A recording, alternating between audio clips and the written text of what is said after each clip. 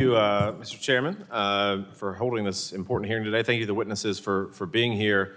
I'm glad to see that this subcommittee is still continuing to focus intently on nuclear energy. As I've said before, the nuclear renaissance is here, and I believe that South Carolina has an important role to play in that. I support the efforts to improve the timeliness and predictability of nuclear regulatory commission licensing decisions, which are essential to advancing next-generation nuclear technologies and strengthening grid reliability. At the same time, I'm equally focused on ensuring that new nuclear development is cost-effective for customers.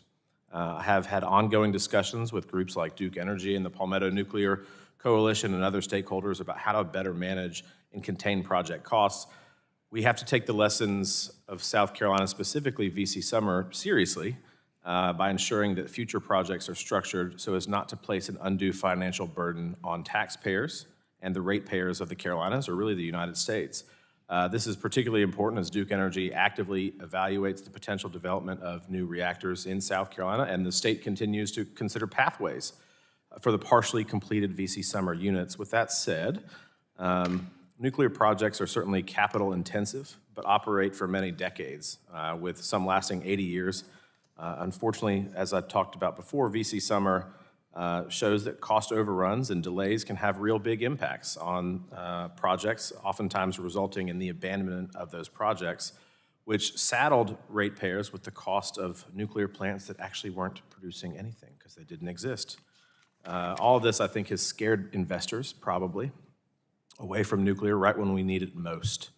Mr. Harrell, how can the bills that we discussed today, and you talked about a little bit about this earlier in your testimony, but how can these bills, which are focused on regulatory modernization, help companies with financing? Yeah, time is money, Congressman, and so in the end, a predictable, efficient permitting process that the public has confidence in and that has strong safety protocols in place is good for innovation, it's good for deployment. Investors want to know that there's a schedule that's going to be followed, even on long lead items like nuclear that are going to take longer than maybe your traditional investments, that they want to know that process is moving efficiently. Thank you for that. Ms. Korsnick, turning to spent nuclear fuel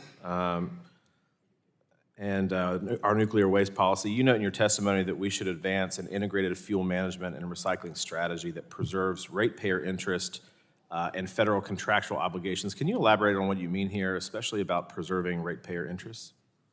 Well, yeah, ratepayers have paid in to a fund directed from the Nuclear Waste Policy Act, and when they paid that money, it was for long-term storage, a deep geologic repository, and so we think that recycling is a wonderful addition. We think it's part of closing the fuel cycle.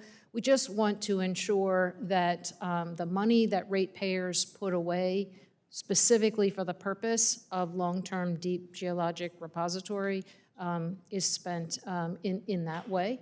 And so those are the conversations, if you will, that are playing out now. South Carolina ratepayers, from what I can see, have contributed with interest about $3 billion to the Nuclear Waste Fund. Should we make sure that this fund is used for credible, durable policies to address that nuclear waste? Yeah, absolutely. As I mentioned, I think the move towards recycling starts with, I'll say small scale, then it has to get raised to commercial scale. There's a lot, I would say, to learn and to discover. And so we just need to be thoughtful about what part of that ratepayers pay for. Thank you for that.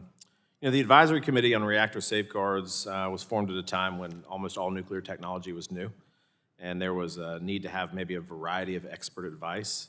That's not necessarily the case today. I think some of your testimony has exhibited that with the NRC. Do you agree with that, Mr. Merrifield? I absolutely do agree with that. I think they serve a valuable purpose, but if we were to have more AP1000s built in South Carolina, that technology is well understood. Having ACRS review those would be, to me, a waste of time. Ms. Korsnick, do you agree with that as well? Yeah, I think the ACRS plays a role. I think we can do it more efficiently. But we should anticipate, I think, that there would be new designs, technologies, and other matters that would still benefit the NRC and the public through this outside expert review and public comments. Would you agree with that? Yes. Mr. Chairman, you're going to cut me off here in a second, and I'm not going to like it at all. I have more questions, but I really appreciate y'all's time today. Thank you for being here. I've got a big gavel here to cut you off, Mr. Fry. Thank you.